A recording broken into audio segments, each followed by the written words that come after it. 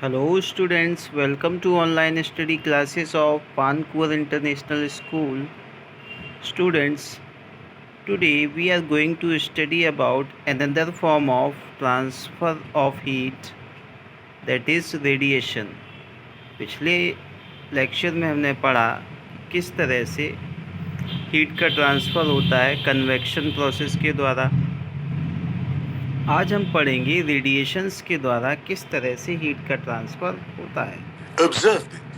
So students, अगर हम लोग ऑब्ज़र्व करें रूम का टेम्परेचर, अगर हम देखें तो सुबह के समय रूम का टेम्परेचर कम होता है, बट जैसे जैसे धूप बढ़ती जाती है, सूरज जब ऊपर आता है तो हम देखते हैं कि टेम्परेचर भी हमारे रूम का बढ़ जाता है।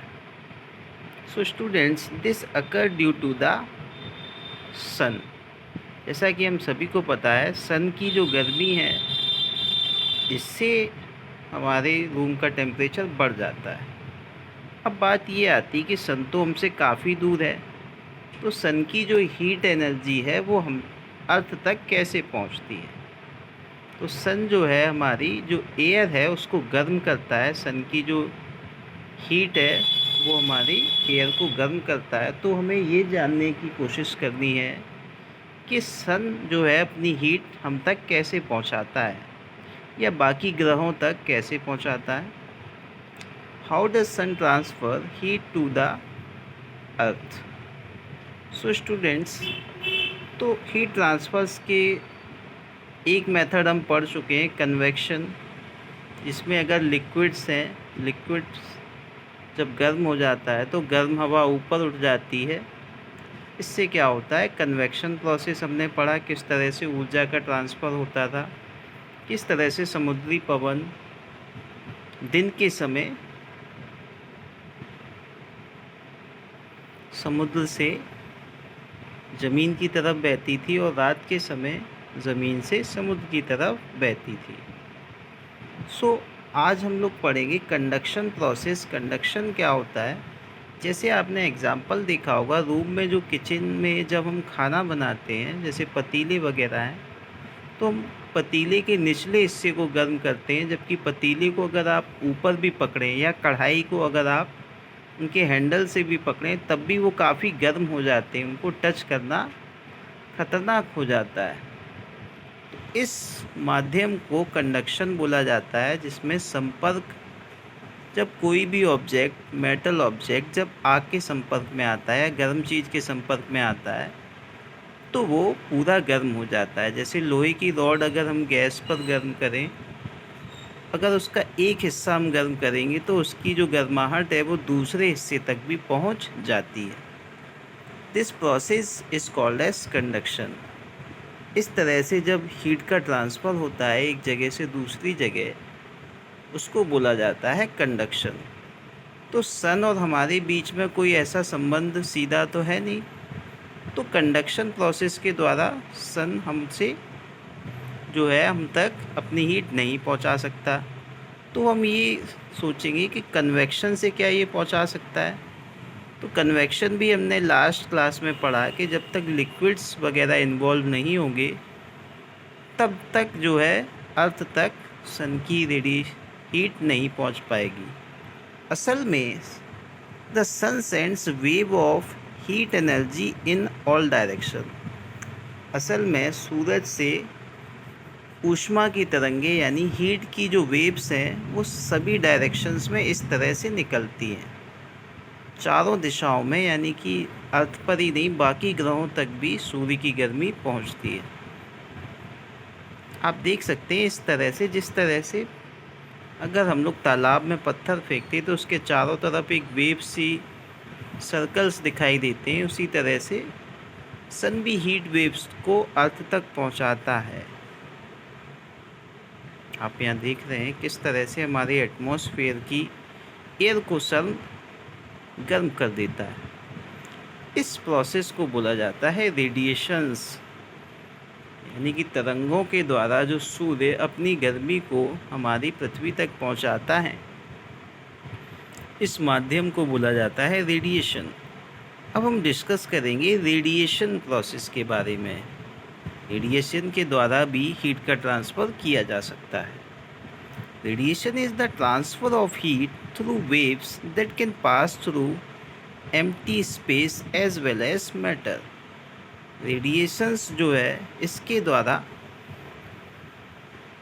ऊष्मा तरंगों के माध्यम से किसी भी मैटर तक हीट को पहुंचाया जा सकता है।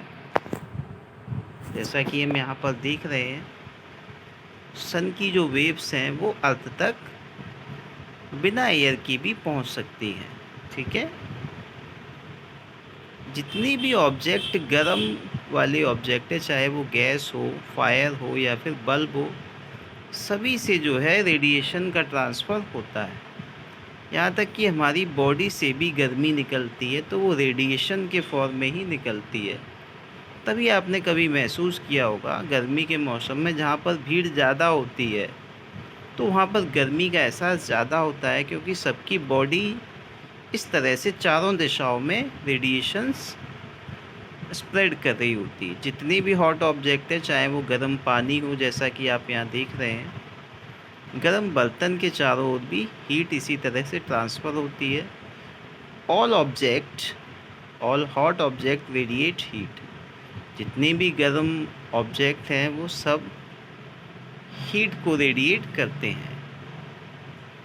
तो आप देखेंगे अब हीट जो है कितनी एब्जॉर्ब होती है, ये मेटल और ऑब्जेक्ट पर डिपेंड करता है। कुछ ऑब्जेक्ट ज़्यादा हीट एब्जॉर्ब करते हैं और कुछ ऑब्जेक्ट कम हीट एब्जॉर्ब करते हैं। अगर ज़्यादा हीट एब्जॉर्ब करेंगे ऑब्जेक्ट तो उनका टेम्परेचर ज़्यादा होगा, जबकि जो ऑब्जेक्ट कम हीट एब्जॉर्ब करते हैं तो उनका टेम्परेचर कम रहेगा। इसी फिनोमेना को हम एक एग्जांपल लेकर समझेंगे। एब्जॉर्प्शन ऑफ हीट किस तरह से डिपेंड करता है टेम्परेचर के बढ़ने और कम होने पर। आपने देखा होगा जब गर्मी के मौसम में काले रंग के कपड़े व्यक्ति पहने होते हैं तब उन्हें ज़्यादा गर्मी महसूस होती है, because black colour absorb more heat than white colour. आप देख रहे हैं यहाँ पर ब्लैक कलर जो है ज़्यादा हीट को एब्जॉर्ब करता है, इसलिए ब्लैक कलर के कपड़े जब हम गर्मी में पहनते हैं तो हमें ज़्यादा गर्मी महसूस होती है। आइए हम इसको एक एक्टिविटी के द्वारा समझते हैं। तो हमने 4 आइस क्यूब्स ले लिए, बर्फ़ के टुकड़े ले लिए, अलग अलग 2 प्लेट्स में। एक को हमने वाइट कलर के कपड़े से ढका है, दूसरे को ब्लैक कलर से। फिर हमने एक बल्ब वहाँ पर जला दिया है जिससे इनको हीट मिलती रहे। तो 10 सेकंड बाद हम ये देखेंगे कि क्या होता है। जब हम इनके कपड़े हटाएंगे हम देखेंगे ब्लैक कलर के नीचे जो आइस क्यूब्स थे, बर्फ़ के टुकड़े थे, वो पूरी तरह से पिघल चुके हैं, जबकि वाइट कलर वाली प्लेट्स में ये ज़्यादा है। इससे हमें पता चलता है कि ब्लैक कलर हीट को ज़्यादा एब्जॉर्ब करता है, इसका टेम्परेचर ज़्यादा होगा, इसलिए यहाँ की बर्फ़ जल्दी पिघल जाएगी। That's why we prefer wearing darker clothes in winter and lighter clothes in summer. इसलिए हम सर्दी के मौसम में डार्क रंग के कपड़े पहनते हैं ताकि जो गर्माहट है वो हमारी बॉडी में ज़्यादा एब्जॉर्ब हो, तो हमें सर्दी में गर्मी का एहसास हो। और गर्मियों के मौसम में हम लोग हल्के रंग के कपड़े पहनते हैं जिससे सन की ज़्यादा हीट हमारी बॉडी में एब्जॉर्ब ना हो। इतना आपको समझ में आया होगा। जैसा कि आप यहाँ देख रहे हैं कि लाइट कलर के कपड़े कम हीट एब्जॉर्ब करते हैं और डार्क कलर के कपड़े ज़्यादा हीट एब्जॉर्ब करते हैं। इसके अलावा भी और भी बहुत सारे एग्जाम्पल्स हैं। आप देखेंगे डार्कर सरफेस जो है वो ज़्यादा हीट एब्जॉर्ब करते हैं और उनसे हीट निकलती भी ज़्यादा है। इसी कारण आप देखेंगे यहाँ पर एक और एक्टिविटी आप यहाँ पर देख सकते हैं। तो 2 तरह के बर्तन हैं, 2 तरह के ग्लास है, टम्बलर हैं, जिसमें गर्म पानी रखा है, एक है वाइट कलर का, एक है ब्लैक कलर का। इनको भी हम 10 सेकंड तक ऐसे ही रखा रहने देंगे।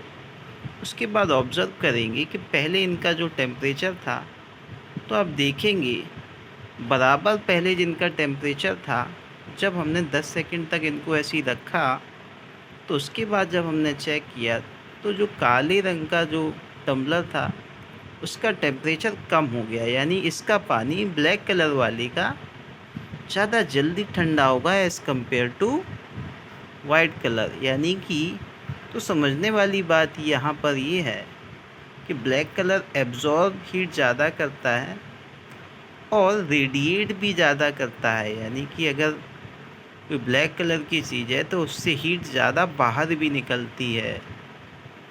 इसीलिए आप देखेंगे जितनी भी गाड़ियों के इंजन्स हैं इनको ब्लैक कलर का पेंट किया जाता है, क्योंकि इंजन जल्दी गर्म हो जाते हैं। अगर ज़्यादा गर्म होंगे तो इंजन को नुकसान होगा और हमारी गाड़ी ख़राब हो सकती है। इसलिए जितने भी इंजन्स वगैरह हैं सबको ब्लैक कलर से पेंट किया जाता है, जिससे जब ये गर्म होते हैं तो जल्दी से हीट को रेडिएट करके ठंडे हो जाएं। इससे जो है इंजन को नुकसान नहीं होगा। इसी तरह से जितने भी खाद्य पदार्थ हैं, पैकेट फूड हैं, जो लंबे समय तक स्टोर करके रखे जाते हैं, ये हमेशा सफ़ेद रंग के कंटेनर्स में रखे जाते हैं, ताकि जो है ज़्यादा हीट इनमें से बाहर ना निकले। सो स्टूडेंट्स, इतना आपको समझ में आया होगा। तो हम लोग इसको आसानी से पढ़ रहे हैं और भी आगे इसके और टॉपिक पढ़े। इसीलिए स्टूडेंट्स रेगिस्तानी इलाकों में वहाँ पर वाइट रंग के हॉर्सेस का इस्तेमाल वो लोग दिन के समय करते हैं, ताकि जो है, क्योंकि ब्लैक कलर के जो हॉर्सेस हैं वो ज़्यादा हीट एब्जॉर्ब करेंगे और ज़्यादा जल्दी जो है वो थक जाएंगे। ओके, तो students, these were the important topic of this chapter, that was radiation. In the next class we will discuss some other topics. Before we bind up the class, we should discuss about the summary what we have studied today. आज हमने जो भी पढ़ा वो सारी हम एक summary देख लेते हैं। तो इसमें आज हमने रेडिएशंस के बारे में पढ़ा, किस तरह से हीट का ट्रांसफ़र होता है रेडिएशंस के माध्यम से। तो हमने सन से अर्थ तक किस तरह से सन की गर्माहट धरती तक पहुंचती है किसी माध्यम के द्वारा, यानी आग के द्वारा, नेचुरली सन के द्वारा पहुंचती है। इसके अलावा हीट ट्रांसफ़र हमने देखा कि ब्लैक कलर ज़्यादा हीट एब्जॉर्ब करता है और उससे रेडिएशन भी ज़्यादा निकलती है।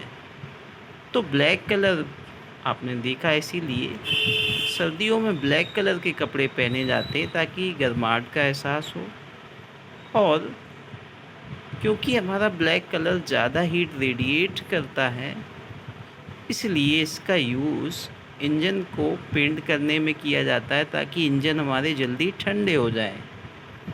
वही वाइट कलर हमने देखा कि कम हीट एब्जॉर्ब करता है, इसलिए हम लोग गर्मी के समय में हल्के रंग के कपड़े पहनते हैं, यानी कि वाइट कलर के।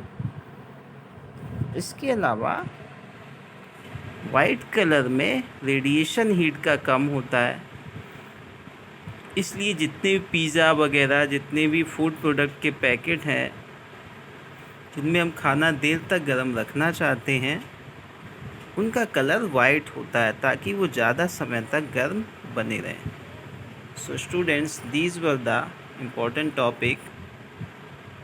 In the next class we will discuss some other topic, and after that we will complete this chapter by completing the question answer. Till then, take care, thank you, and have a nice day.